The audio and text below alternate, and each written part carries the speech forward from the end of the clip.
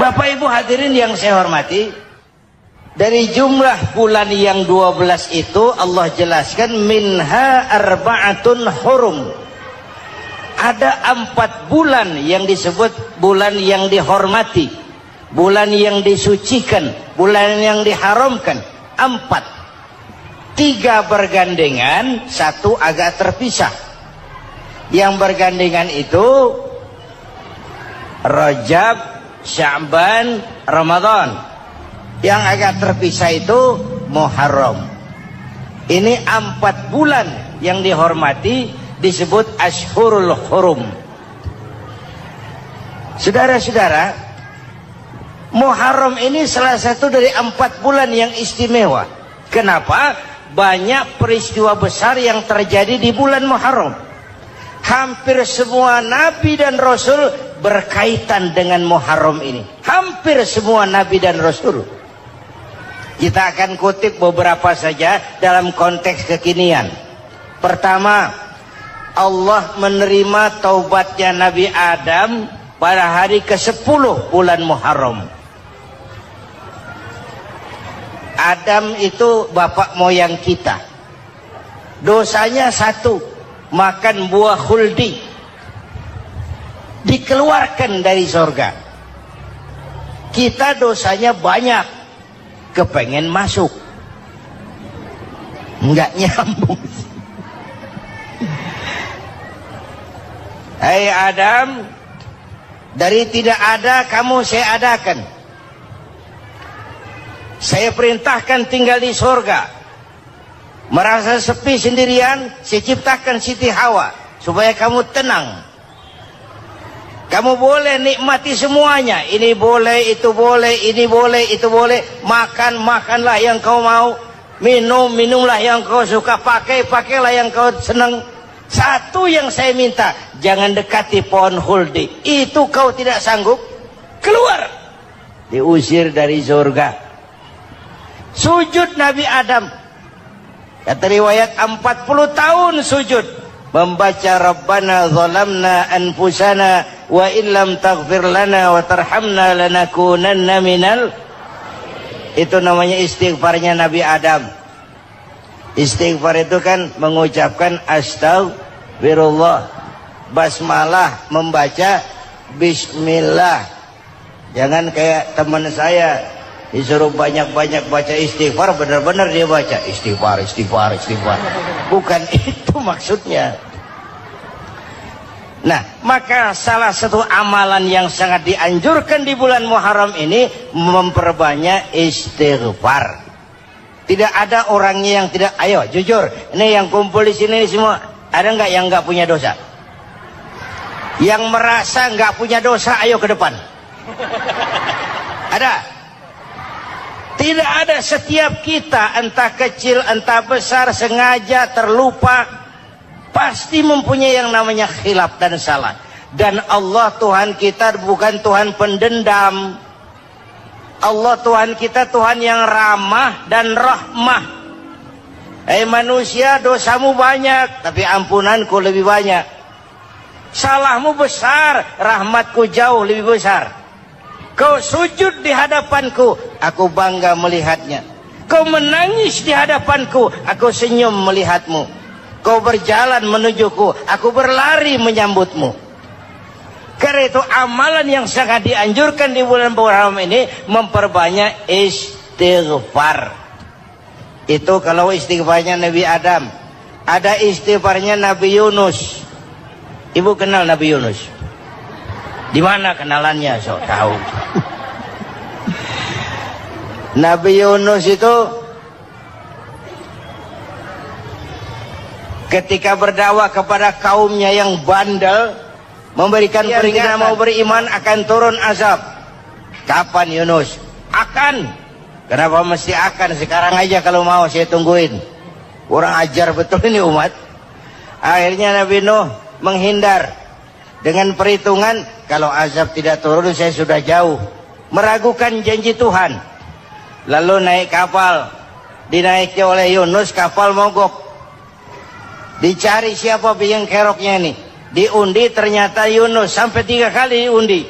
dibuanglah Yunus ke dasar laut, ditelan oleh ikan nun atas perintah Allah. Telan itu Yunus, jangan pakai dikunyah,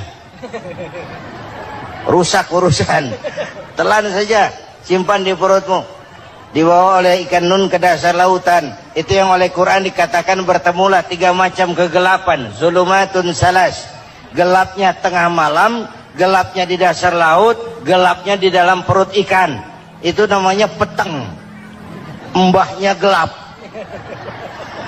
Di perut ikan itulah Nabi Nuh sadar akan kesalahannya. Allah meragukan janji Allah. Ia sujud di dalam perut ikan itu, membaca la ilaha illa anta subhanaka inni kuntu. Itu istighfarnya Nabi Yunus. Dibacakan istighfar begitu, ikan sakit perut, Pak. Di dasar laut kemana mau cari apotik?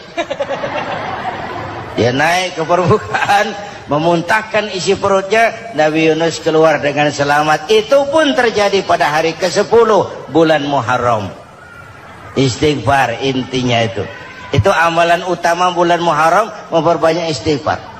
Allah selamatkan Nabi Nuh dari bahtera banjir yang luar biasa 10 Muharram. Allah selamatkan Nabi Ibrahim dari pembakaran Raja Namruz 10 Muharram. Setelah Nabi Ibrahim itu menghancurkan berhala-berhala, Abrahat pulang mau ibadah, lihat Tuhannya berantakan, marah besar. Siapa yang menghancurkan Tuhan-Tuhan kita ini? Ada yang lapor, kami lihat Ibrahim. Tangkap. Belum ada bukti, tangkap dulu yang penting, bukti belakangan. Tangkap. Wah, dikerahkanlah aparat, tangkap Nabi Ibrahim. Disidang langsung oleh Abrahat, oleh Namruz maksud saya. Ibrahim, kau yang menghancurkan berhala-berhala kami ini, Tuhan-Tuhan kami. Siapa bilang? Ada yang lapor. Ah, saya dengar enggak semua berhala itu hancur. Ada yang paling besar, angkat tangan, saya lihat ada kampak di tangannya. Barangkali yang besar itu iseng tuh, yang kecil-kecil dikampakin. Tanya aja sama dia, kamu gila? Kenapa? Masa kami disuruh nanya berhala? Gak bisa jawab. Kenapa disembah? Lebih gila mana? Tahu nggak bisa jawab kenapa disembah? Kurang ajar kamu Ibrahim. Bakar, dibakar. Ketika Ibrahim dilempar ke kobaran api yang menggunung, Allah perintah api, ya naru kuni bardan wa salaman ala Ibrahim. Hai api, dinginlah sampean. Api Madura waktu itu, Pak. Hai api, dinginlah sampean, selamatkan Ibrahim. Api tunduk kepada perintah Allah. Ibrahim masuk ke kobaran api, selembar rambut pun tidak terbakar. Kenapa? Apinya tunduk kepada perintah Allah. Kenapa? Karena Ibrahim orang yang takut kepada Allah. Api tunduk kepada perintah Allah.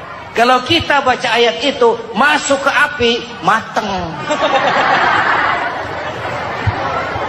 Sudah hadirin yang saya muliakan, oleh karena itu selamatnya Ibrahim dari pembakaran Raja Namrud itu pun pada 10 Muharram, Yaum Asyura, hari ke-10 dari bulan Muharram. Ini dia. Bapak Ibu hadirin hadirat yang saya cintai, sebagian kecil tentang Nabi Adam, Nabi Ibrahim dan Nabi Yunus, tapi saya belum menceritakan tentang Nabi Nuh tadi.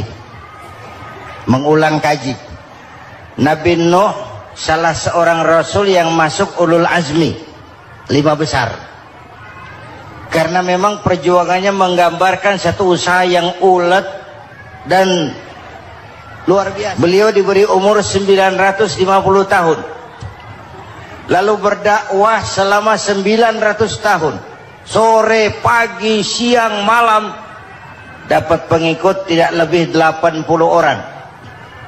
Rata-rata 10 tahun satu. Kalau saya minta berhenti aja jadi nabi, Pak. Ustadz mana masih mau buka pesantren? 10 tahun buka pesantren, yang nyantri cuma 1.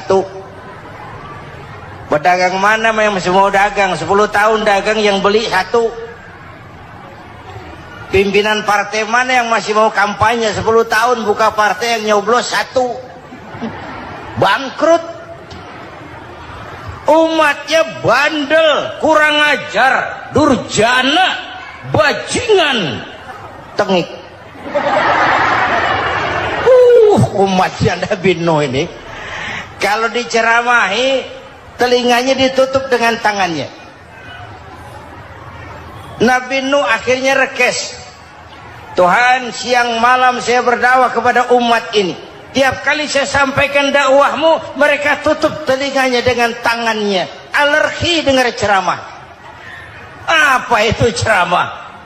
Non profit. Saudara-saudara, jadi mau kamu gimana Nuh? Sudah Tuhan, habiskan saja orang kafir.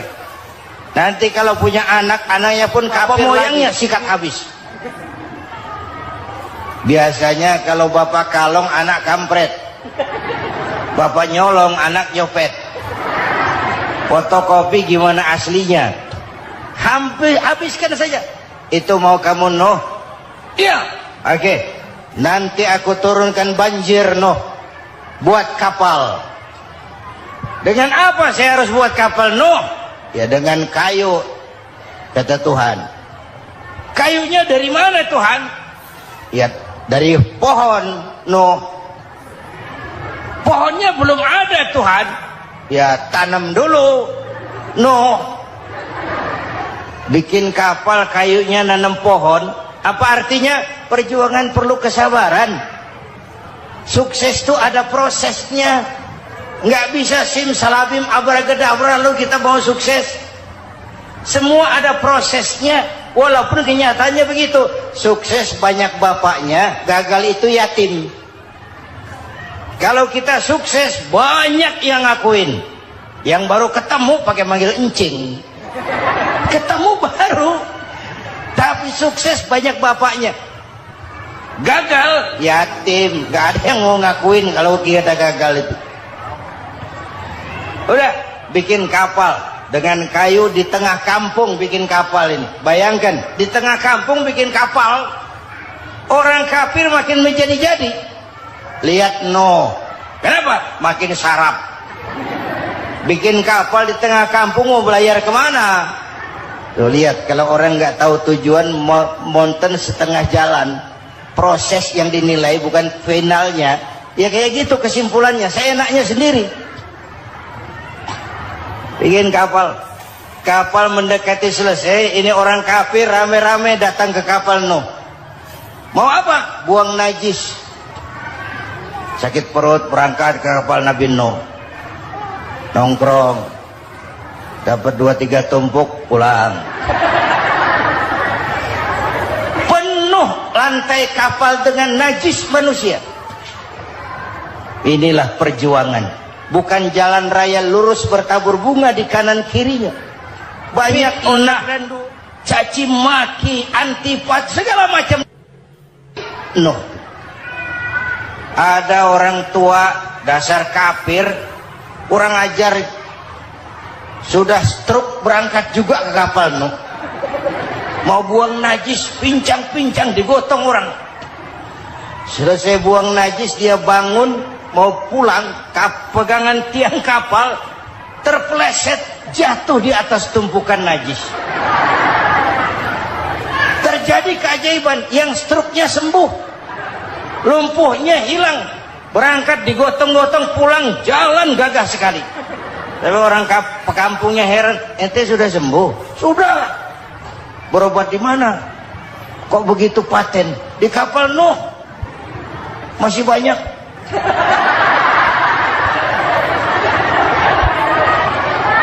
Yang berasa perlu obat bawa rantang, ambil bersih lagi geladak kapal itu. Sudah selesai Nuh? Selesai. Oke, kau orang yang beriman bersamamu, binatang serba sepasang, naik Nabi Nuh, naik orang beriman sepasang. Ini cikal bakal penyelamatan manusia, Pak. Naiklah orang beriman, sudah naik semua. Nabi Nuh kontrol, Ini contoh buat kita. Kontrol. Sudah naik semua teman-teman? Sudah. Pemimpin yang baik bukan cuma terima laporan di belakang meja. Laporan itu yang mana juga bagus. Sama juga kampanye. Kampanye yang mana juga merdu. Kalau saya. Kalau aja yang dihitung. Pernah ada calon bupati kampanye janji, kalau saya berhasil kita akan banyak bangun jembatan di daerah kita. Rakyat ditanya, Pak, nggak ada sungai di kampung kita, Pak. Dia bilang, sungainya kita bangun sekalian. Udah kadung janji, mana pula orang mau bangun sungai itu. Saudara-saudara, kontrol. Jangan cuma tunggu laporan di belakang meja, semua laporan bagus. Ya Bu? Bu?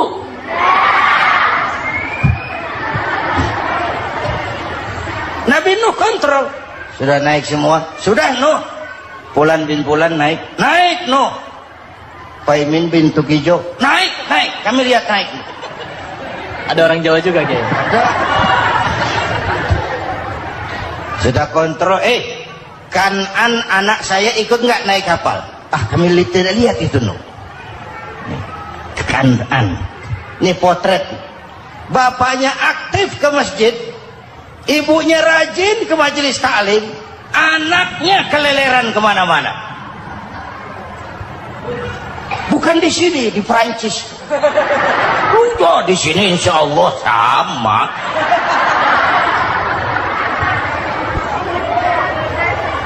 Nuh karena sayang anak, Nuh karena cinta anak, Nuh karena tanggung jawab anak, cari naik ke atas kapal.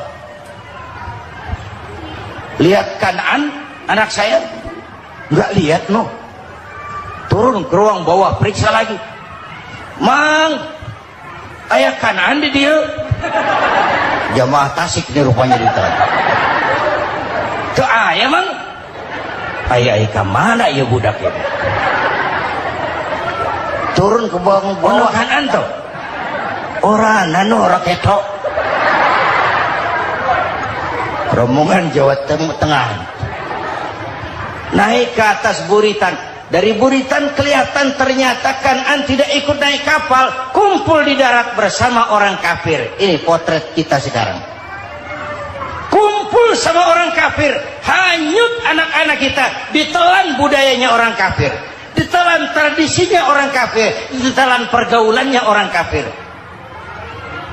Nuh karena sayang anak dari atas manggil. Dalam Quran dijelaskan itu.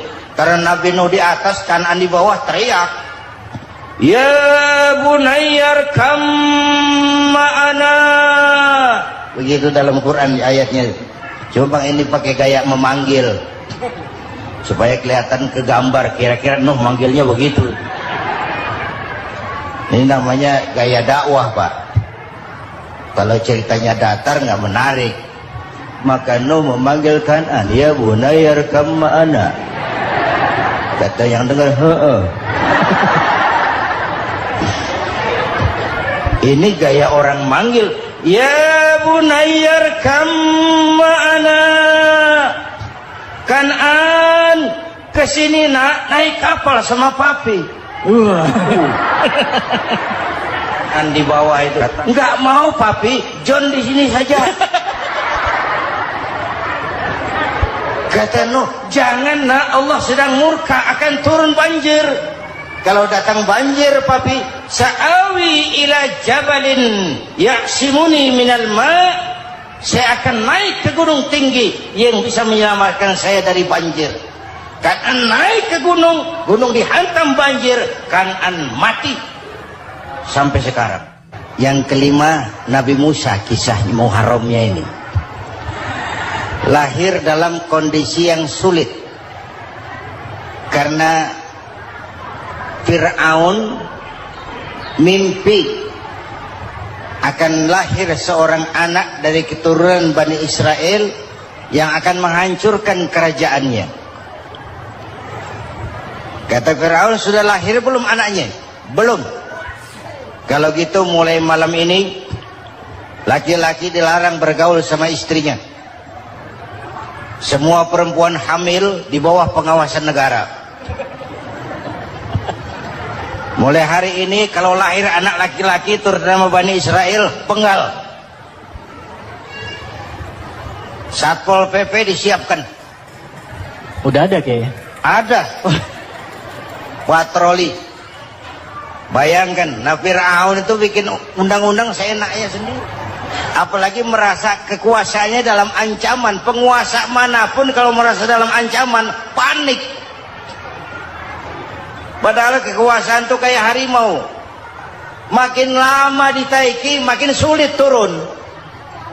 Kenapa? Karena macannya makin lapar. Naik terus capek, turun dimakan harimau. Serba sulit. Saudara-saudara, kalau kita mau belajar dari Pak Harto, saya melihat kekurangan Pak Harto cuma satu, terlambat berhenti.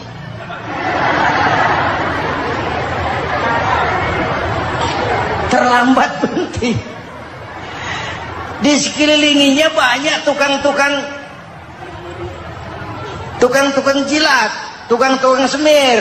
Pak, kalau tidak ada Bapak kami bagaimana, Pak? Bapak Ibu hadirin yang saya hormati, tapi kehendak Allah terjadi. Lahirlah Musa. Bayinya dihanyutkan di sungai Nil. Bayi sudah menderita, dihanyutkan di sungai Nil. Dan akhirnya besar di lingkungan istana Fir'aun. Diriwayat oleh Ratu Aisyah, perempuan Fir'aun, setelah mulai berjuang, terjadilah itu. Musa dan pengikutnya dikejar oleh Fir'aun. Sampai di tepi laut, Allah wahyukan Musa, lempar tongkatmu ke laut. Dalam kondisi darurat, mukjizat tiada jalan. Kondisi darurat. Kalau tidak, mukjizat itu maunya Allah, bukan maunya Nabi. Nabi nggak kuasa. Allah yang mau. Tapi hidup Nabi bukan mukjizat, manusiawi. Tidak mentang-mentang ada mukjizat tongkat, tiap sulit main tongkat. Nggak usah berjuang kalau begitu. Itu darurat menyelamatkan umat. Tongkat dilempar ke laut, laut terbelah. Laut terbelah. Itu secara visualnya bisa kita lihat dalam film The Ten Commandment. Udah nonton belum? Urusan nonton kalah sama Ustadz bagaimana sih? Ten Commandment, 10 firman Tuhan. Tekniknya bagus loh. Bagaimana laut terbelah. Musa lewat, Fir'aun mengejar. Musa sampai di ujung sana, Fir'aun masih di sama tengah perjalanan. Laut nutup kembali. Laut menutup kembali, Fir'aun tenggelam. Cengap-cengap di lautan. Begitu nafas sampai di tenggorokan, Fir'aun sambil cengap-cengap itu, amantu bi Rabbi Musa wa Harun. Duh, kalau begini mah saya juga percaya sama Tuhannya Musa. Malaikat maut jengkel, goblok loh, terlambat sekarang, ditenggelamin terus, modar. Musa selamat, Fir'aun mati, jenazahnya, jasadnya terdampar di pinggir laut. Beberapa waktu kemudian ditemukan di balsam, diawetkan. Itu sesuai janji Quran. Wa kadzalika nunajjika bi badanika litakuna liman khalfaka ayah.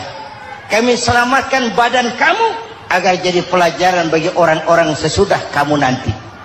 Janji Quran tepat. Janji itu 14 abad yang lalu. Jasad Fir'aun ditemukan, dimumi, diawetkan, dibalsam di bawah nama Farao Ramses II.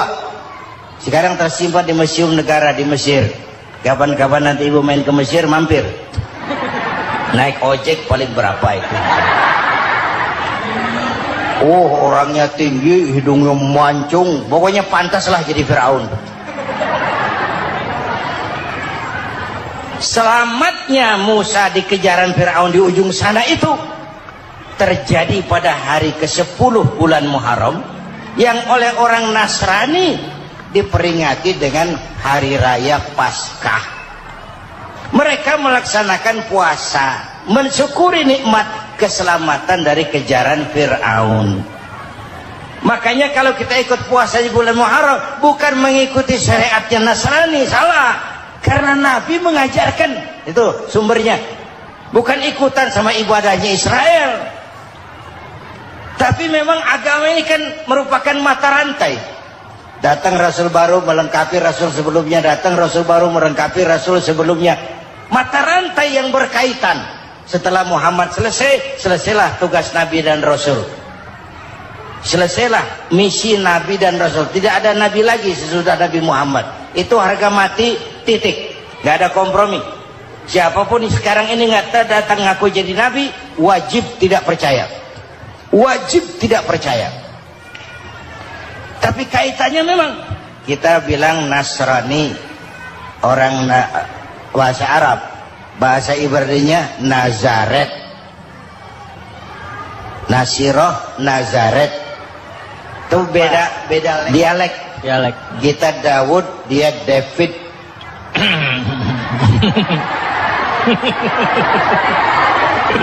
Ibrani. Kita Ali, dia Alek. Kita Sulaiman, dia Solomon. Kita Camat, dia Comot. ini yang ngomong ini comot sembarang. Ini dia. Bapak dan Ibu jamaah yang saya cintai, pertanyaan pertama, hijrah qalbiyah. Ada hijrah badaniyah, hijrah fisik yang dilakukan Nabi dan sahabat dari Mekah ke Madinah. Itu hijrah badaniyah. Ada hijrah qalbiyah, hijrah hati. Dan ini yang kita perlukan sekarang. Karena refleksinya akan membias kepada alur kehidupan. Kalau hati kita mau berhijrah, fisik akan ngikuti. Hijrah dari tempat, dari malas ibadah menjadi rajin ibadah. Hijrah dari maksiat kepada yang ma'ruf. Dari berpecah belah menjadi bersatu. Hijrah seperti itu yang sangat kita perlukan.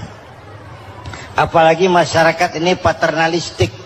Kita harus hijrah mental sekarang ini. Maka yang disampaikan tadi benar.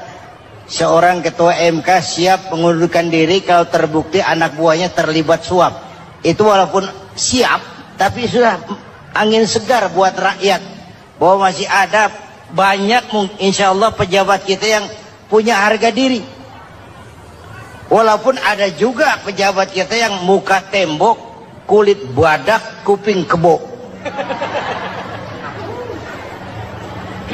Muka tembok, kulit badak, kuping kebo. Biasanya kalau kereta api tabrakan di negara-negara maju, Menteri Perhubungannya mundur. Di kita petugas palang pintu dipecat. Jauh sekali Menteri sama petugas palang pintu. Benar diadili yang krocok-krocok, kopral-kopral itu. Padahal hadisnya jelas. Ar-rashi wal murtashi finnar. Yang nyuap dan yang nerima suap, dua-duanya neraka. Kasus potret belakangan ini, yang nerima suap, yang diuber, yang nyuap aman, yang nyuap aman, yang korupsi pajak dikecil-kecilin, yang ngemplang pajak aman. Padahal ngemplang pajaknya triliunan. Padahal dia sudah dikasih fasilitas oleh negara mengelola sumber daya alam negara yang artinya milik rakyat. Dia harus bayar pajak, uang pajaknya dikumpulkan bagi sebesar-besar kemakmuran rakyat. Itu tindakan merugikan rakyat. Karena itu betul, saya setuju, hijrah qalbi yang perlu kita lakukan sekarang. Hijrah hati. Kita ini bangsa Indonesia, seperti timnas. Timnas sekarang anak-anak muda sudah berani pakai baju PSSI. Iya. Kenapa? Menang. Coba kalau kalah terus, nanti menang. Tapi bangsa Indonesia itu memang seperti timnas. Namanya kesebelasan. 11 orang. Walaupun ada pemain bintang ya ada presiden, gubernur, menteri, itu bintang-bintang. Tapi bintang baru ada artinya kalau dibantu 10 pemain yang lain. Cristiano Ronaldo, siapa itu? Penyerang tengah Real Madrid, bintang. Lionel Messi, siapa lagi itu? Barcelona, bercelana.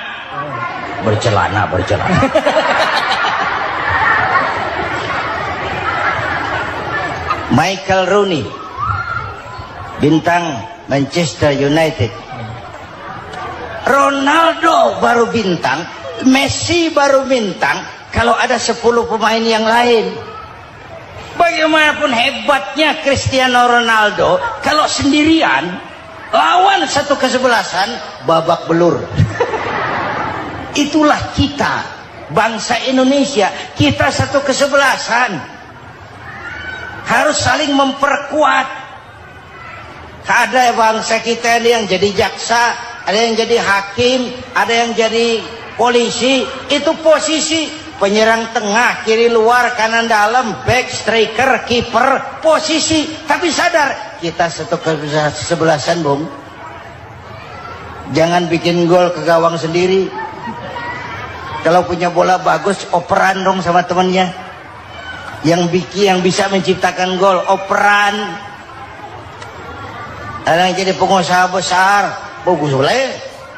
Punya untung besar, operan. Kasih masjid, kasih pesantren, operan. Ini kesebelasan kita kalau punya bola pelitnya setengah mati, Pak. Nggak mau ngoper. Bawa sendiri, mending bikin gol. Enggak. Kita ini satu kesebelasan.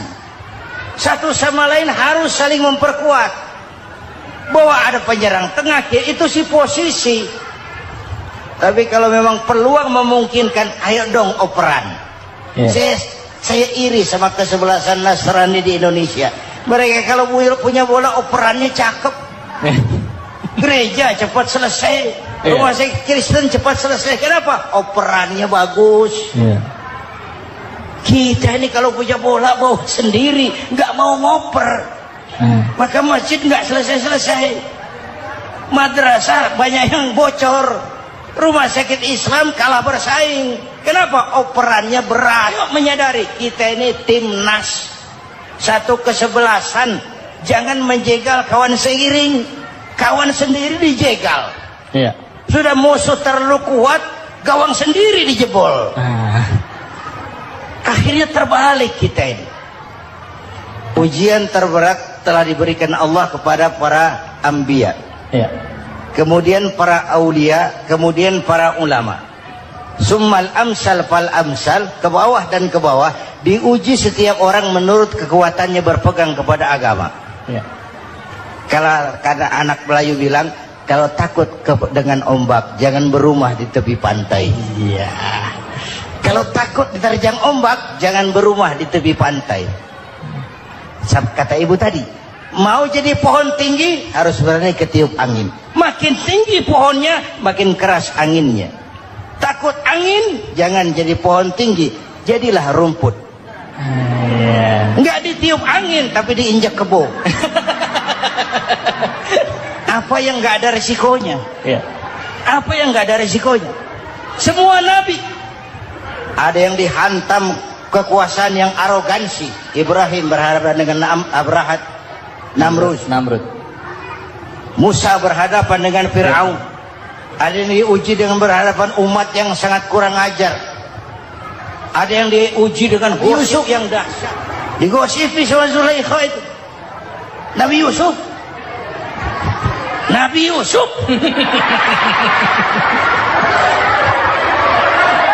Yusuf. Yang namanya gosip itu kan menyebarkan keburukan orang. Kalau benar saja hukumnya ghibah. Kalau salah hukumnya fitnah. Fitnah lebih bahaya dari pembunuhan. Benarnya ghibah, salahnya fitnah. Saudara hadirin yang saya hormati, jadi resiko itu biasa. Tidak ada yang tanpa resiko. Kalau takut ombak, jangan berumah di tepi pantai. Tinggal bagaimana kita menyikapinya. Kalau kita dewasa, ini bagian ibadah saya kurang. Mungkin karena dia omongin orang, tambah pahala saya. Mungkin karena dia omongin orang, tambah pahala saya. Maka saya ngadepi gosip, sepatah pun saya nggak ngomong. Saya cicing, cicing.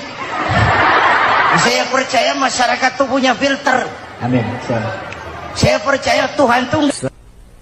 Pada pertemuan terdahulu sudah kita bicarakan bahwa orang yang menjalankan ibadah Ramadan dengan baik, dalam arti siang dia laksanakan ibadah puasa, sementara dia hidupkan malam-malam Ramadan dengan sholat tarawih, i'tikaf, tadarus Al-Quran dan sebagainya.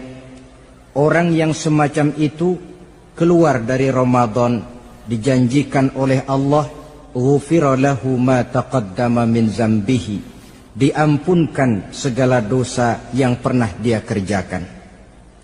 Sehingga ia keluar dari bulan Ramadan seperti bayi baru dilahirkan oleh ibunya, bersih, tidak punya dosa kepada Allah lantaran sudah dibersihkan oleh ibadah Ramadan. Jadi dalam Islam, dosa itu ditebus dengan taubat, dengan amalan kita sendiri, bukan dengan uang, tidak juga dengan beras. Saya percaya kalau dosa bisa ditebus dengan beras misalnya, barangkali Menteri Pertanian akan lebih dulu masuk surga. Kalau dosa bisa ditebus dengan uang, mungkin gubernur bank sentral atau para menteri keuangan akan menjadi penghuni surga nomor wahid. Dalam Islam, dosa ditebus dengan taubat kepada Allah.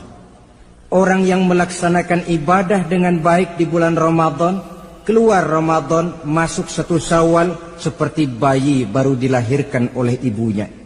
Pantas dia mengucapkan minal aidin, semoga kami termasuk orang yang kembali kepada fitrah, suci, bersih. Dia rayakan hari itu, hari di mana dia kembali kepada kesucian.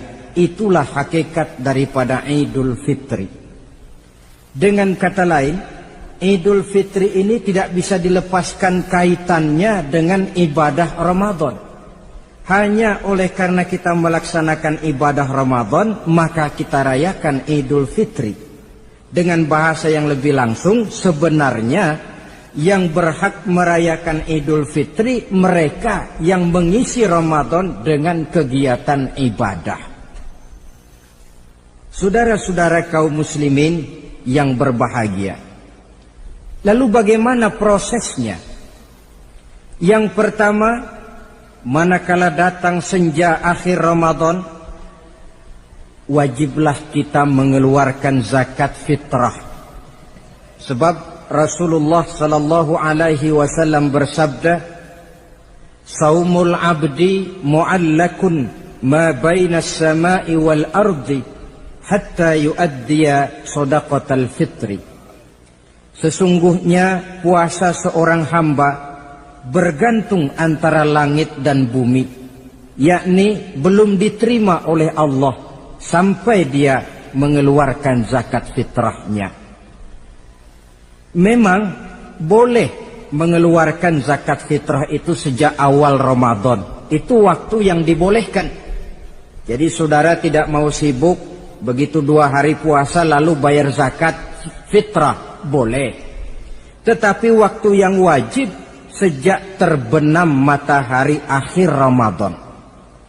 Waktu yang terbaik untuk membayar zakat fitrah selesai sholat subuh sebelum orang berangkat melaksanakan sholat Idul Fitri. Waktu yang makruh setelah orang selesai sholat Idul Fitri lalu baru bayar zakat fitrah, makruh di situ. Sedangkan waktu yang haram apabila matahari terbenam pada hari raya tanggal 1 Syawal baru mau bayar zakat fitrah, sudah haram hukumnya. Jadi diawali dengan membayar zakat fitrah. Dan ini merupakan realisasi daripada latihan puasa, cinta kepada fakir miskin. Orang bilang kan bulan Ramadan itu katanya bulan latihan. Kata orang Jawa, month of training. Bulan latihan. Apa sih perlunya latihan? Kalau PSSI masuk latihan, tentu keluar latihan mainannya makin bagus. Elias Pikal masuk latihan, keluar latihan gaya tinjunya makin hebat. Itu perlunya latihan. Kalau latihan tiap hari tapi main kalah terus, orang kan bilang buat apa latihan kalau main kalah terus. Kita muslimin selama Ramadan sebulan penuh masuk latihan. Latihan sabar, latihan jujur, latihan disiplin, latihan sederhana, latihan mengendalikan nafsu. Berhasil atau tidaknya latihan itu kelihatan dalam gaya hidup kita sesudah keluar Ramadan. Kalau tidak, Ramadan sabar, habis Ramadan habis sabarnya. Ramadan rajin ke masjid, selesai Ramadan selesai ke masjidnya. Ramadan rajin baca Quran, selesai Ramadan selesai rajinnya. Itu pertanda latihan tidak berhasil. Maka salah satu latihan ini kita buktikan kecintaan kita kepada fakir miskin dengan kewajiban membayar zakat dan zakat fitrah. Ya Allah, sudah saya rasakan bagaimana tidak enaknya lapar dan haus. Sudah saya rasakan bagaimana tidak enaknya penderitaan orang-orang fakir dan miskin yang tiap hari kelaparan dan kehausan. Sebagai pertanda ya Allah, saya keluarkan zakat fitrah ini untuk orang-orang fakir dan miskin. Itu kita keluarkan pada saat matahari akhir Ramadan terbenam. Masuk malam pertama bulan Syawal. Malam takbiran kalau istilah di kampung kita ini. Allah Subhanahu wa taala dalam Al-Qur'an menjelaskan walitukmilul iddata. Hendaklah engkau sempurnakan jumlah bilangan hari puasamu. Berpuasa sebulan penuh. 30 hari atau lebih sering 29. Bila sudah sempurna hari puasa itu, walitukabbirullah, hendaklah engkau agungkan Allah. Hendaklah engkau bertakbir. Oleh karena itu disunahkan menghidupkan malam 1 Syawal, malam hari raya Idul Fitri itu dengan memperbanyak takbir. Sejak matahari terbenam selesai sholat maghrib, kita kumandangkanlah kalimat takbir itu dari rumah ke rumah, dari surau ke surau, dari masjid ke masjid, dari kampung ke kampung, pertanda rasa syukur kita yang tiada terhingga kehadirat Allah Subhanahu wa taala, Tuhan yang Maha Esa dan Maha Kuasa. Entah kenapa, bila matahari akhir Ramadan terbenam, datang malam 1 Syawal, berubah perasaan kita. Sedih menjadi gembira, sukar menjadi mudah, hati yang tadinya digenangi air kebencian berubah menjadi hati yang penuh dengan cinta kasih kepada sesama. Kumandang takbir bagi orang-orang yang hidup tinggal di rantau, mengingatkan dia kepada kampung halamannya. Terkenang dia sungai tempat dia mandi, lapangan tempat dia bermain. Oi kampuang nan jauh di mato katanya. Sehingga orang-orang yang tinggal di tanah rantau diusahakannya benar supaya bisa berlebaran pulang mudik katanya. Nak berkumpul dengan sanak keluarganya supaya lebih mudah bersilaturahmi sambil mengenang masa-masa lalu di kampung halaman. Jadi setelah zakat fitrah kita tunaikan, sambutlah malam Idul Fitri itu dengan memperbanyak takbir. Ini disunahkan. Menghidupkan malam lebaran dengan memperbanyak takbir. Bukan memperbanyak bakar petasan. Itu kan pekerjaan mubazir. Dan mubazir itu jelas perbuatan setan. Ada yang bilang katanya bakar petasan itu nambah syiar. Syiar macam mana datang dari petasan? Sebagian lagi Berjaga-jaga juga, tapi bukan dengan memperbanyak takbir. Bergadang-gadang di pinggir jalan, ngebut dengan kendaraan aneka warna. Tidak itu yang diajarkan agama.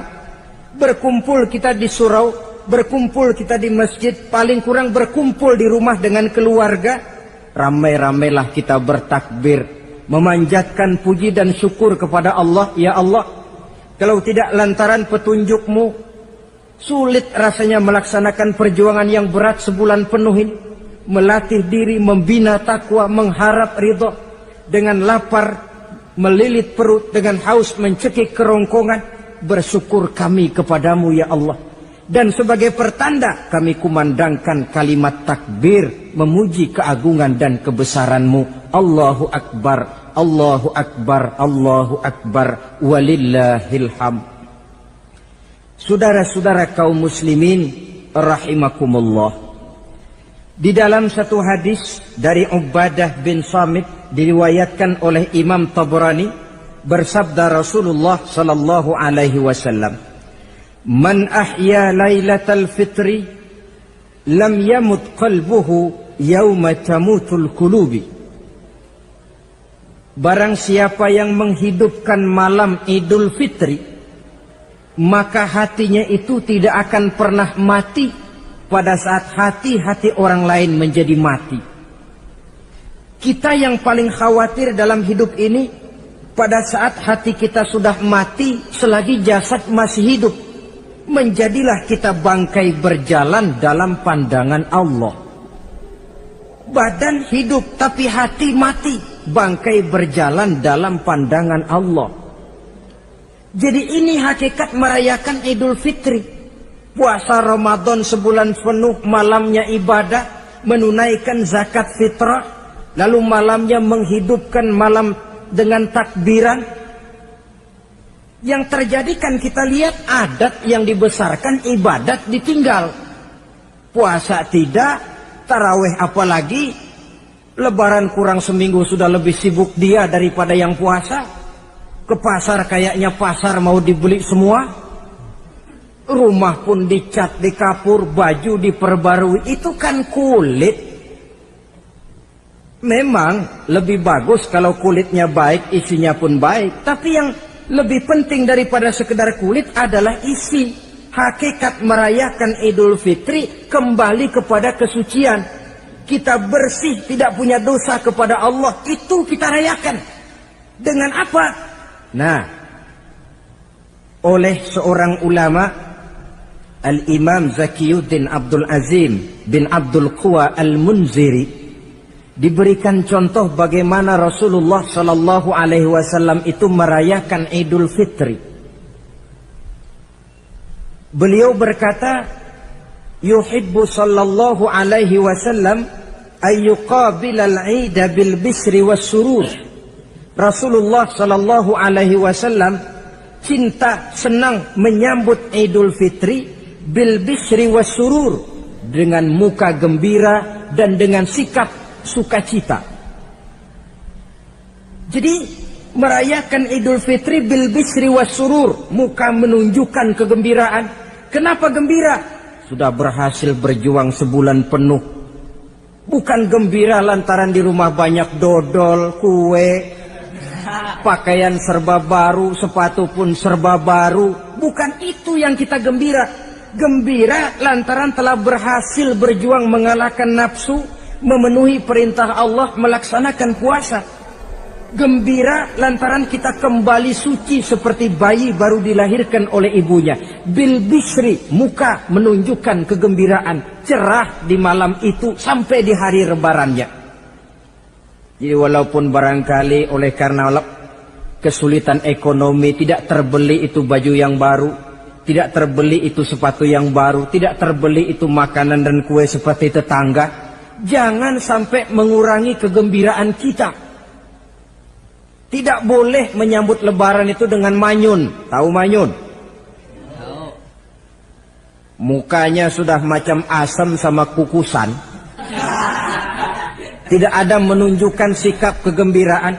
Nabi menghadapi hari itu bil bisri was surur, dengan muka cerah dan dengan sikap gembira. Tapi gembira dalam arti tetap pada jalur kontrol. Lalu apa lagi? Wattaubatu lillahi ta'ala, dengan tetap melaksanakan taubat kepada Allah. Wan nadam 'alal khataya, menyesal terhadap segala kesalahan yang pernah dikerjakan. Itu yang dilakukan baginda Nabi di hari raya.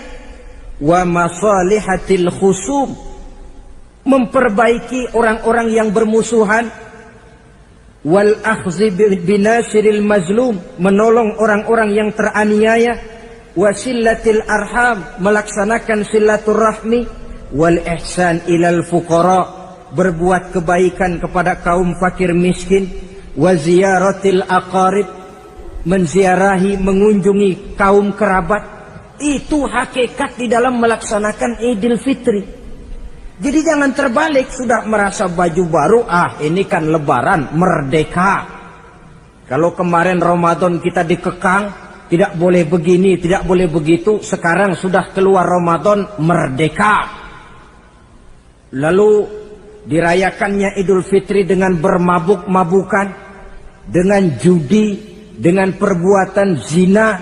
Itu sama saja dengan baju baru habis dicuci, sudah diceburin lagi ke dalam comberan. Ini kan ibarat baju masuk Ramadan dicuci sebersih-bersihnya.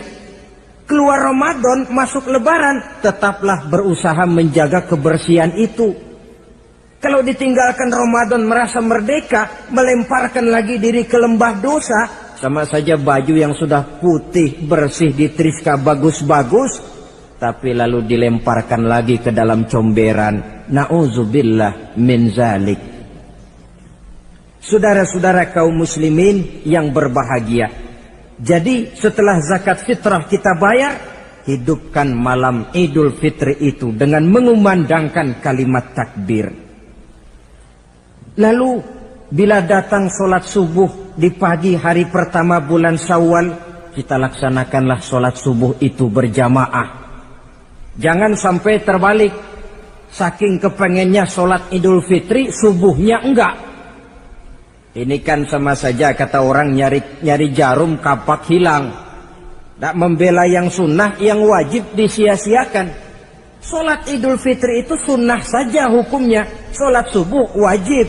Masakan yang wajib kita tinggalkan, lalu yang sunnah kita kejar-kejar. Terbalik tentunya.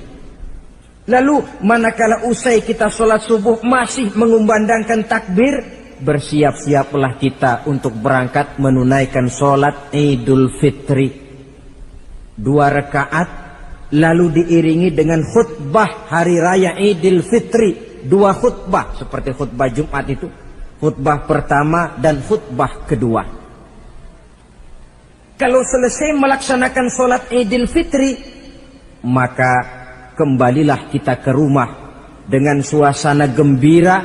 Untuk apa? Untuk berhalal bihalal, istilahnya untuk berlebaran, saling meminta maaf.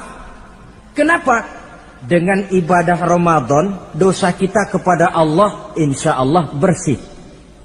Tapi kan kita tidak cuma berbuat dosa kepada Allah, kita juga berbuat salah kepada sesama manusia. Dosa kepada Allah, taubat langsung kepadanya, sonder pakai calo. Tidak bisa saudara bikin dosa kepada Allah, datang ke rumah saya, Pak inilah saya kasih uang, tolong mintakan tobat saya kepada Allah. Ya tidak bisa. Dosa kepada Allah langsung bertaubat kepadanya. Tapi dosa kepada sesama manusia, Allah belum akan memberikan ampun kalau kita belum minta maaf kepada yang bersangkutan. Ini sulitnya. Kalau saudara dosa meninggalkan sholat, tobat kepada Allah. Tapi kalau dosa kepada sesama manusia, saudara mencuri sendal orang, cara taubatnya bagaimana? Pertama menyesal, kenapa mencuri? Yang kedua berjanji tidak akan mencuri lagi.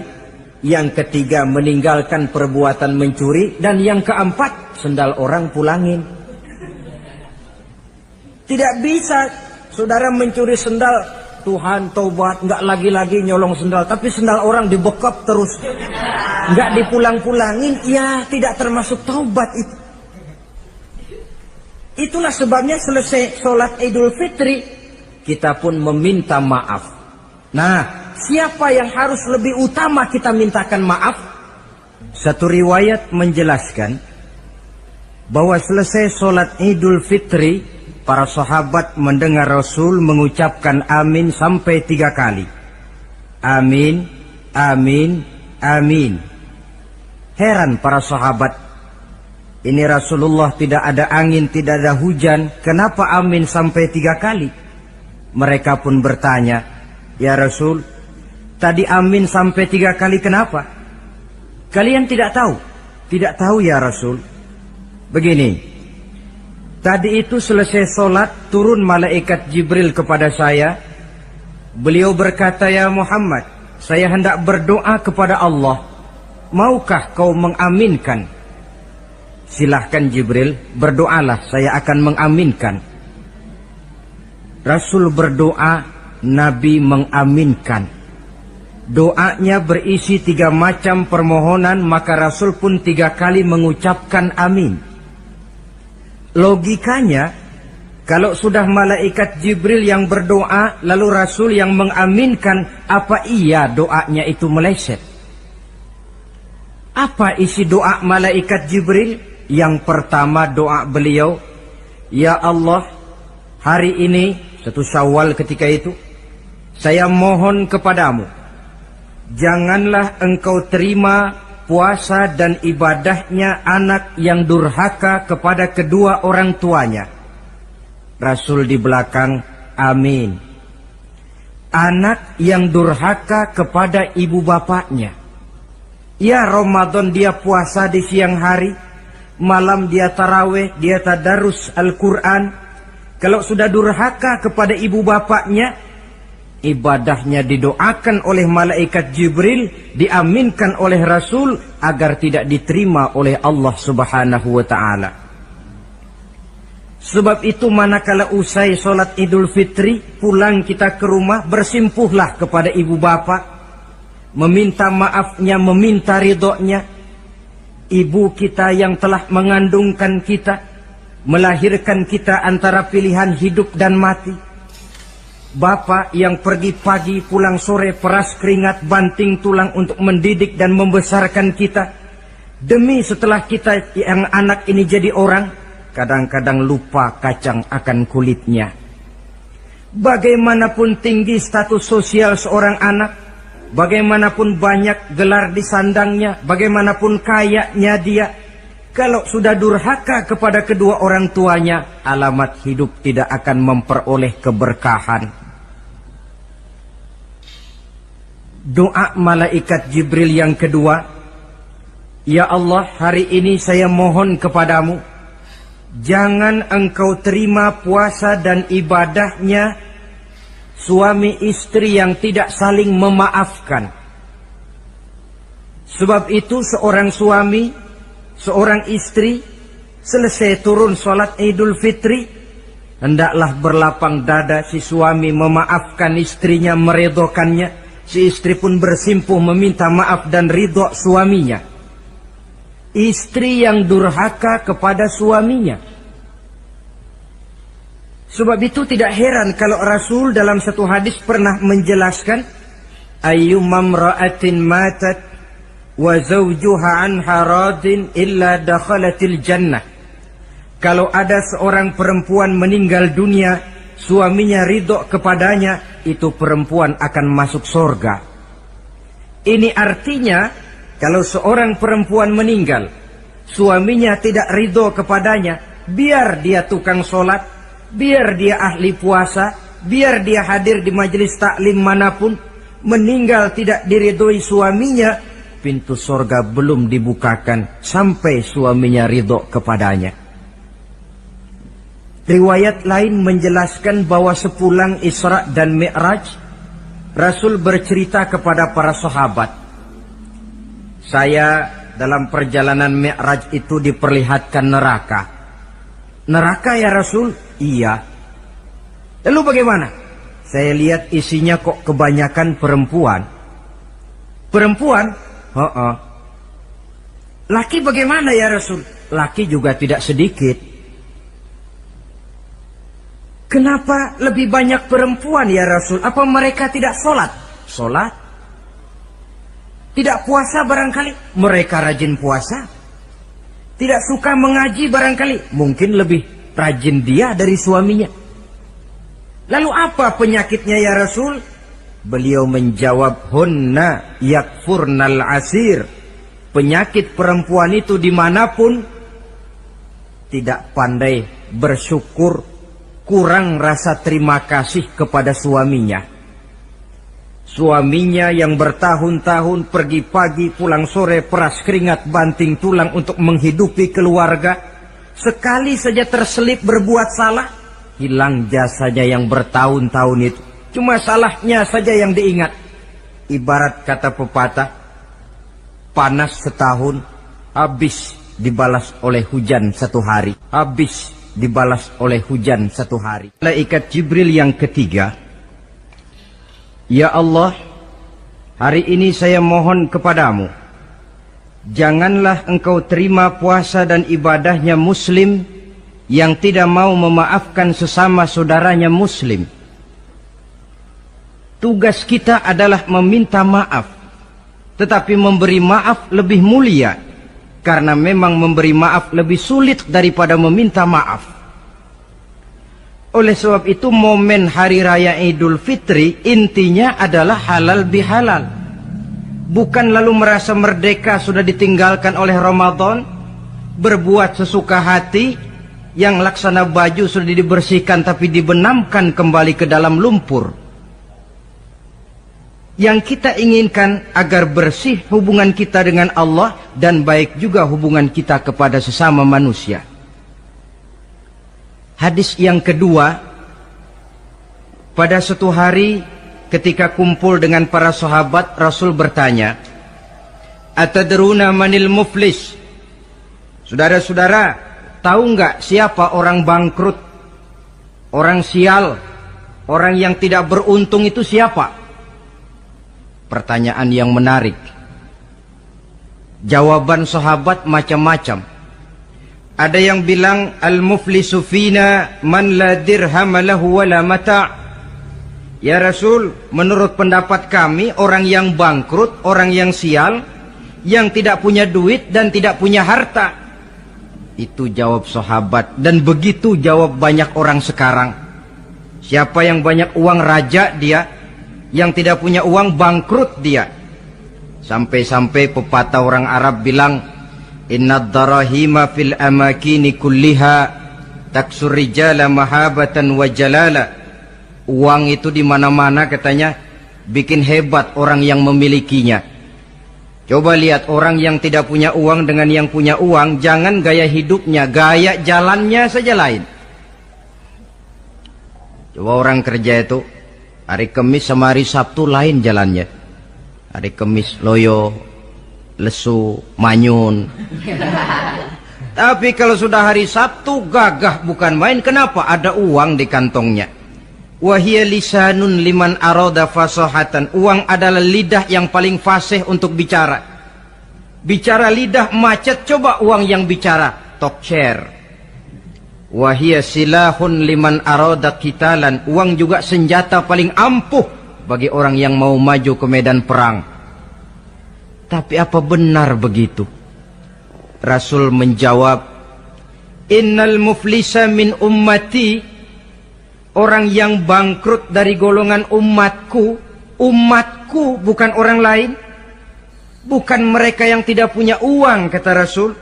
Bukan mereka yang tidak banyak hartanya. Orang yang bangkrut dari golongan umatku, may ya'ti yaumal qiyamah bi salatin wa siyamin wa zakatin.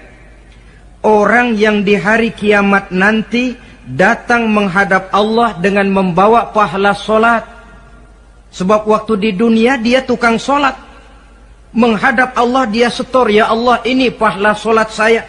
Solat wajibnya, solat sunnah rawatib nawafilnya. Wasiyamin, pahala puasa juga dia bawa setor kepada Allah. Baik puasa wajib Ramadan, puasa sunnah Senin Kemis, puasa sunnah 6 hari di bulan Syawal. wa zakatin, pahala zakatnya juga dia bawa menghadap Allah di satu pihak.